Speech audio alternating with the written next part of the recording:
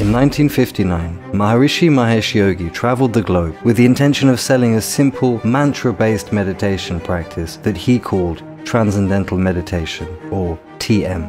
In this practice of Transcendental Meditation, the mind experiences the subtler states of the thought, and as the surface activity of the conscious mind contacts the deeper levels of the mind, then the thought waves become much more powerful. This Transcendental Meditation is a way to enable a man in a very easy manner to begin to use his full mental potential. The Maharishi was a self-proclaimed enlightened sage whose message was championed by the hippie generation of the late 1960s, quickly becoming something of a sensation in the United States. It was a time of social unrest, nuclear anxiety, war in Vietnam, and psychedelic experimentation. People were looking for answers, and the Giggling Guru, as the enamored media like to call him, was at hand to deliver them. All those who want peace should meditate and spread Transcendental Meditation, and peace will result in every man naturally, and the world will be in peace. He was featured on The Tonight Show and the front cover of popular magazines, and was celebrated as the spiritual advisor of the Beatles and other major celebrities. But little did his adoring fans know that he was, in fact, far from the qualified guru he claimed to be. His real name was Mahesh Prasad Varma, and in the 1940s and early 1950s, he was the secretary of the Hindu sage Gurudev. When Gurudev passed away, Mahesh relocated and changed his name to Maharishi Bal Brahmachari Mahesh Yogi Maharaj. This unearned title roughly translates as the Great Seer, the Enlightened One, and Great King. And any traditional Hindu aware of the facts of Mahesh's history would surely have denounced him as a blasphemous fraud on account of it. गुरुदेव के ही हम शिष्य हैं और महेश उनके यहाँ चिट्ठी पत्री लिखा करते थे और उनके पास वो कभी योग सीखते नहीं थे तो उनको मंत्र देने का अधिकार नहीं था. The self-titled Maharishi was unwilling to settle for the simple life in his homeland. He borrowed one of his master's basic teachings, assumed credentials that didn't belong to him, and set sail in search of power. And thanks to his audacity and charisma, he found it. Periodically, there have been articles published about the assets of Maharishi Mahesh Yogi. That is the spiritual empire that he controlled. It's been valued in the billions. I am one of thousands of people who were scammed by one of the greatest con artists of our generation. TM was completely dead. So he literally promised the ability to levitate, to become invisible, eternal life, everything for about $10,000 to $12,000. जो गुरु है वो अपना ज्ञान बेचते नहीं है, देते हैं. He's an evil man. He knows what he's doing. He wants their money and he wants power.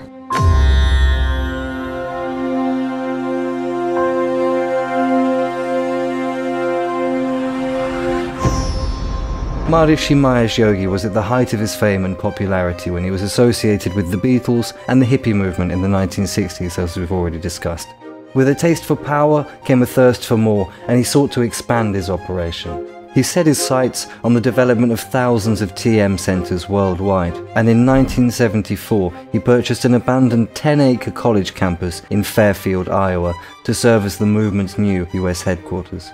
It was on this land in Iowa that Maharishi set up a university called Maharishi International University, as well as a children's school named Maharishi School for the Age of Enlightenment. Here, young adults and children respectively would practice TM and study a curriculum dedicated to the concept of spiritual enlightenment.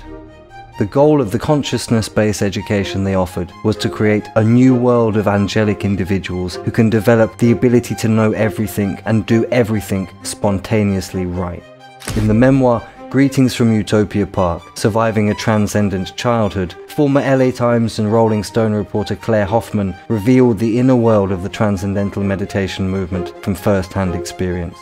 She was raised and schooled on the Maharishi school campus in the 1980s, and according to her book, Maharishi's face was on virtually every wall of the school building, in addition to posters of the 16 core principles of the Maharishi's philosophy and elaborate charts and diagrams showing how Maharishi's interpretation of Vedic knowledge was scientific.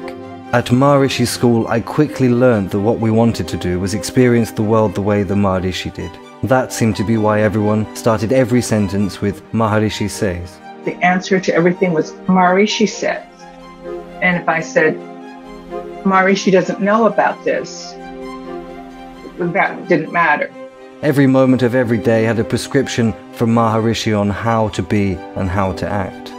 The students had to wake up at 6 a.m. to align with the rhythms of nature. They couldn't wear jeans because the Maharishi said they weren't classy enough, and they couldn't wear anything black because Maharishi said black attracted negative forces. Negativity of any kind was forbidden. Children weren't allowed to draw pictures of monsters because, according to Maharishi, monsters were not part of bliss consciousness. But despite the restrictive rules and regulations, teachers treated the school kids like chosen ones in many respects, because Maharishi had said, "We at my school were Brahmin reincarnated, fortunate to be born when we were, and selected because of an infinite lifetime of good karmas to be leaders of the age of enlightenment." The school children were also informed, via a department called the Global Good News, that the group practice of TM was helping disarm Russia, bring better weather to Africa, and was bolstering the financial markets. When I was 12 years old, we got called into like an emergency school assembly. One of the administrators is on stage, he's practically weeping, and he announced that because our meditations had been so strong and so powerful for the last week, we had torn down the Great Wall. You mean the Berlin Wall? The Berlin Wall, yes. Yeah. While the Maharishi was serving up his Hindu-centered New Age teachings within these newly formed education systems, he was also exploring ways to significantly increase his organization's sales in other departments too. He would come to decide that TM alone was no longer enough to ensure the happiness and enlightenment of individuals, nor sufficient to deliver peace between nations. For some time, the Transcendental Meditation organization sold its standard meditation practice for up to $2,500, but existing customers of the TM community would now have to pay for additional training if they wished to see heaven on earth unfold in their lifetime. Maharishi figured out if you're charging people even $1,000 and you have office expense and publicity, salaries and utilities, you can't really make that much money. What he did was he went after his best customers, who were his teachers, with this Siddhis program. The Siddhi program is a program for our conscious mind to gain mastery over those fine impulses of nature which, functioning from within themselves, create anything that they want. This is gaining authority over those creative processes which are responsible for the whole creation. Maharishi had always promised that TM could have transformative effects on both the individual and collective scale. TM Siddhi went a step further, vowing to make gods of men. He literally promised the ability to levitate, walk through walls, Turn invisible, read minds, to have the strength of an elephant, be able to travel through the cosmos spiritually, listen to the utterances of all animals, omniscience, supervision, eternal life. I mean, just name it, you could have it. Maharishi promoted the Siddhis as a dramatic accelerant to enlightenment. Cost for the courses ranged from $3,000 to $10,000. For perspective's sake, $3,000 to $10,000 then would be $15,000 to $50,000 in today's terms. But people paid up, and the promise of levitation was central to his success. But when it came down to it, Maharishi's style of levitation actually looked like this.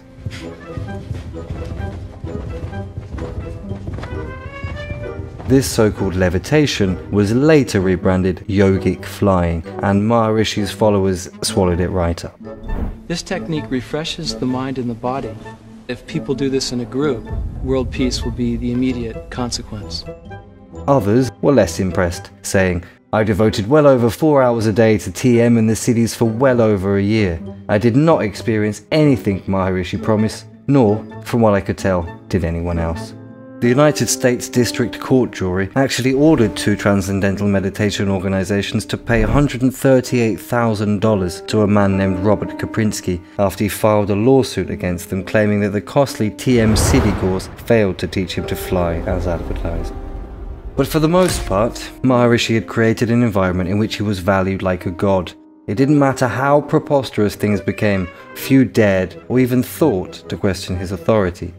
all the people that had told me, and these, let me tell you, this is the Lieutenant Governor of Pennsylvania at that time, Scranton. Brian Josephson, a man who received the Nobel Prize in Physics for tunneling in 1964. These were not just like slouches. And they're up on the stage saying, I took the course for 6 months and I can levitate. What about the Maharishi? How far can he fly? I would imagine Maharishi could fly any distance, but he's not in the mode of demonstrating such things to the world, because it's a different thing.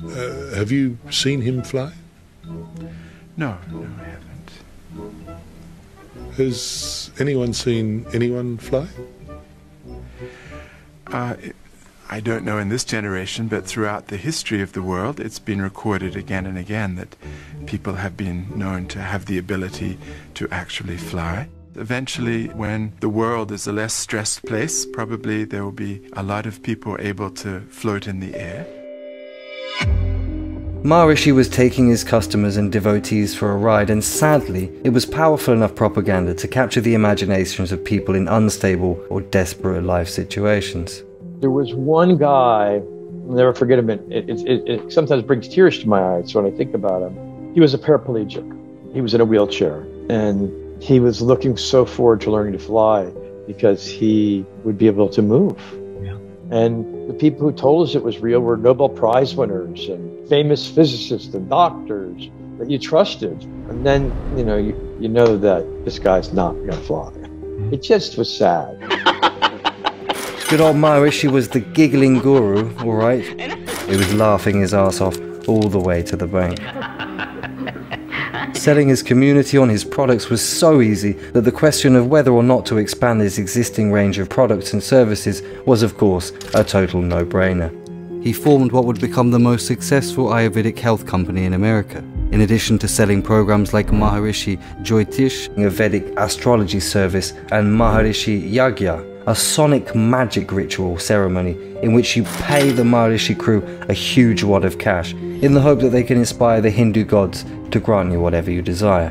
Programs for celibate TM monks and nuns were also initiated, as Maharishi had always insisted that celibacy was a cardinal virtue. You're a lifelong celibate, is that right? Yes, I'm a life celibate.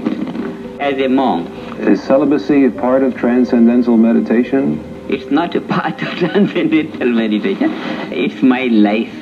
Funny then that numerous women have come forward claiming they had long-lasting affairs with the self-proclaimed celibate. When I decide I'm going to go to India, I am preparing for a deeply spiritual experience. I was sort of seeing him as a living prophet, really, comparable perhaps to Jesus.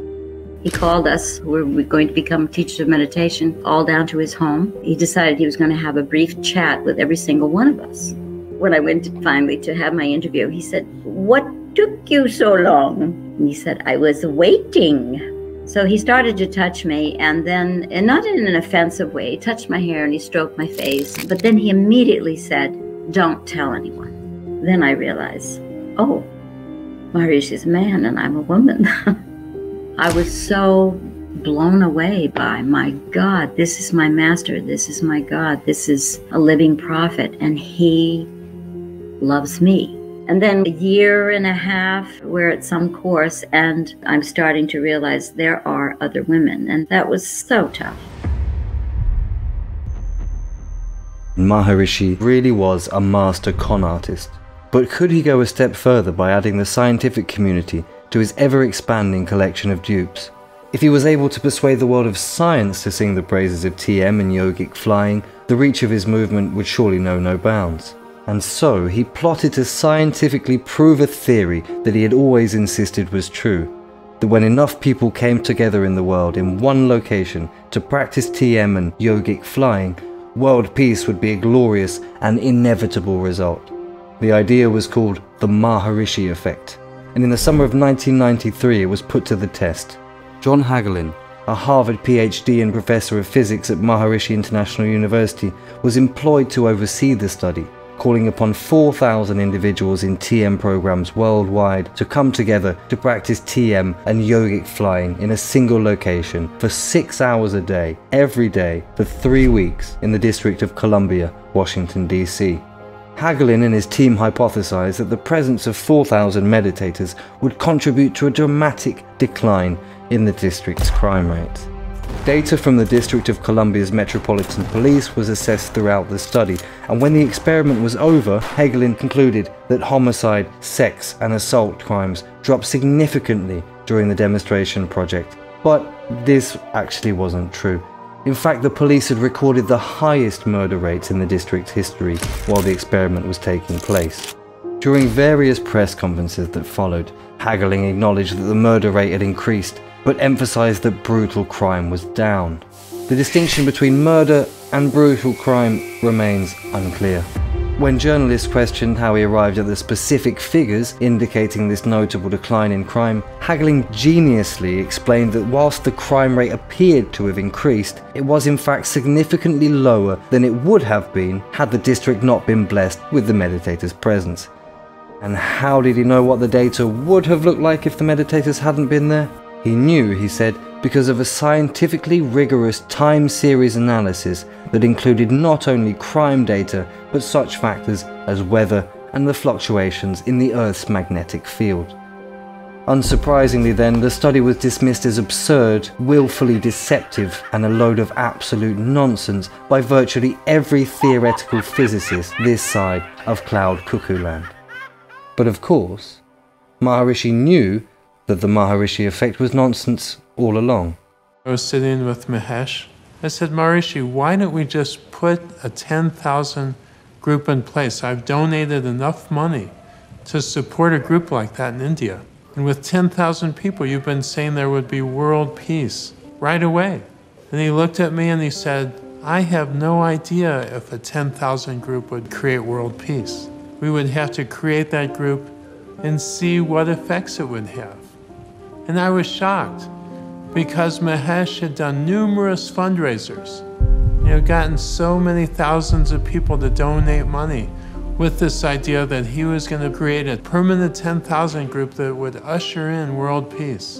And when we were in private, he told me he had no idea. Where the distortion of scientific data is concerned, the Maharishi effect is just the tip of the iceberg. Perhaps the most striking example is the 2013 study by the American Heart Association, Beyond Medication and Diet, which tested the effects of various health-based modalities on blood pressure. The study found that aerobic exercise and resistance trainings were the most effective ways to lower high blood pressure. What about TM? Well, here's what they had to say.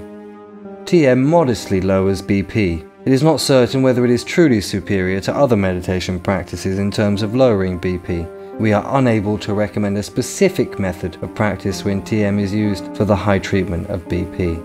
Watch how Dr. Suzanne Steinbaum, speaking on behalf of the TM organization, interprets these findings. Believe it or not, it wasn't until April 2013 that the American Heart Association made a scientific statement that Transcendental Meditation was the only form of stress management and meditation to reduce blood pressure. It is the most efficacious way for us to treat one of the major risk factors of heart disease, which is stress. Matthew Barnister, a senior figure of the American Heart Institute, addressed the distortions publicly, saying, "Unfortunately, we have found that some in the media, and many in the TM community, have tried to overstate our findings in order to promote their own agendas."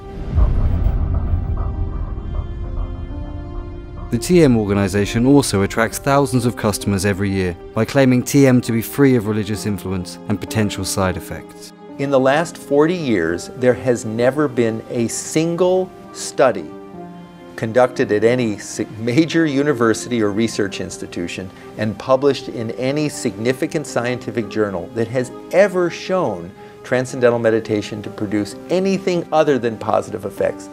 The truth is, negative mental health effects have been associated with the practice since the 1970s, when the German government launched an investigation into the movement, after an excess of troubling reports were made to public officials about TM-related side effects. The government's investigation found that people who were committed to regular, lengthy sessions of TM were subsequently more prone to experience mental disturbances. What you have is deep psychological damage to 10 to 20% of the long-term meditators. What this meditation technique is essentially is self-hypnosis or trance-induction, which can relieve stress if used in very modest amounts. But if you excessively use it, which many of the TMers do, it can cause you to really kind of float in and out of reality even when you don't want to. The movement was sued back in 1986 by a guy named Walter Krupinski, who brought forward a list of 40-some-odd victims of people who had committed suicide or jumped out of windows because they believed they could fly. I mean, it goes on and on. They don't talk about people who've gone psychotic, people who've become dissociative within the organization. These were actually really common. There was one guy who just started going into like seizures. He was on the floor, just shaking. And it was like frightening. In March 2004, at the Maharishi University, a student named Shuvendra Sem stabbed a classmate in the face with a pen during a lesson called Teaching the Age of Enlightenment. The student was badly wounded and had to be hospitalized. Instead of calling the police, as the university's policy demands, the university's administrators tried to mask the incident in an attempt to avoid negative publicity. They decided Sem was to be permanently dismissed and sent away from the university the following day. But after making their decision, they left Sem unsupervised, and he made his way into the university cafeteria, where he stabbed another student, this time to death. This is precisely the kind of psychotic behavior that many former members of the TM community have reported and warned about. Given the evidence at hand, it seems fair to say that TM doesn't really belong in schools at all, but since the 1970s, the TMO has pushed and pushed to make the TM a feature of daily school life.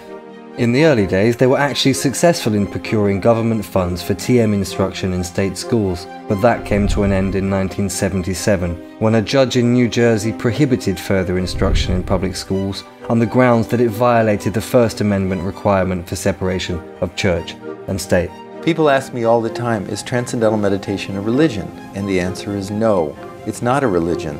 In the New Jersey court case, a translation of the puja, the prayer sung by the TM instructor as part of every customer's initiation, was provided to the court.